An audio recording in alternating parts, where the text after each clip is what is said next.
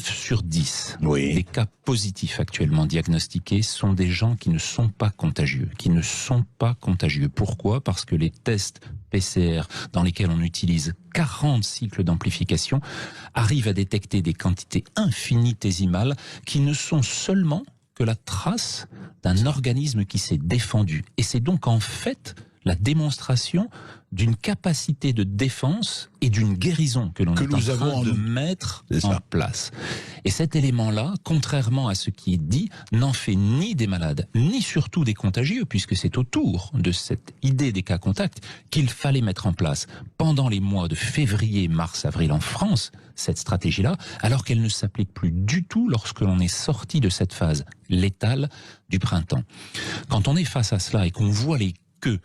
devant les laboratoires de biologie pendant des heures et des heures pour des gens qui sont jeunes, qui sont sains, qui sont asymptomatiques et auxquels on a seulement dit « attention, vous avez des risques considérables », eh bien c'est se tromper sur la présentation du risque et sur l'élément de communication qu'on en donne à l'ensemble de la population. C'est se tromper et tromper les gens. Bien sûr, puisque derrière, ça veut dire qu'ils vont être sortis de la société, ça veut dire que des mamans, des parents, des pères vont devoir aller chercher leurs enfants à l'école, vont devoir arrêter leurs activités, vont devoir supprimer, alors qu'on est dans une phase qui n'est maintenant plus une phase sanitaire. Attention, ça reste une maladie sérieuse, c'est une maladie qui doit être prise en charge de façon sérieuse dans tous les hôpitaux, par l'ensemble des médecins généralistes, par l'ensemble des personnels soignants.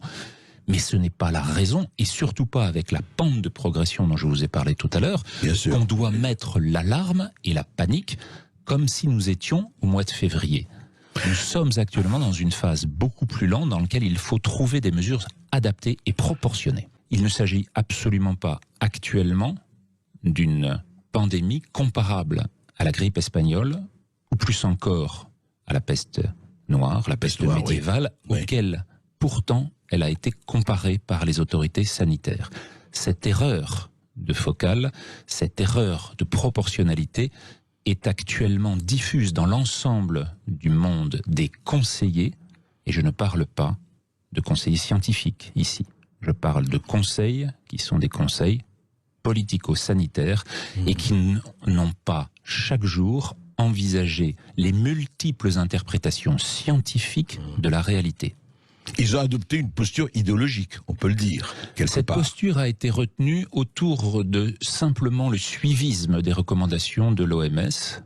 qui a, au cours du confinement de Wuhan et d'une partie du Hubei seulement, c'est-à-dire quelques pourcents de la population chinoise seulement, voulu diffuser dans le monde l'idée que la seule mesure possible face à une pandémie était de mettre tout le monde au fond de la cave et de ne plus bouger de cette caverne. Or, il y avait d'autres façons de le faire, de multiples pays ont eu d'autres façons de réagir très rapidement avec cette idée d'aller diagnostiquer, tracer et d'isoler seulement les malades et non pas tout le monde. Ça a été le cas de la Corée, ça a été le cas de Taïwan, ça a été le cas de Hong Kong, ça a été le cas de Singapour, ça a été le cas y compris de la Suède en Europe, qui a dit, moi je regarde, je prends cette option, je ne vais pas confiner l'ensemble de ma population, je n'aurai pas besoin, ils ne l'ont toujours pas utilisé comme un élément de santé publique, je n'ai pas besoin du masque dans les lieux publics. Le masque est extraordinairement utile dans les lieux clos en phase pandémique létale.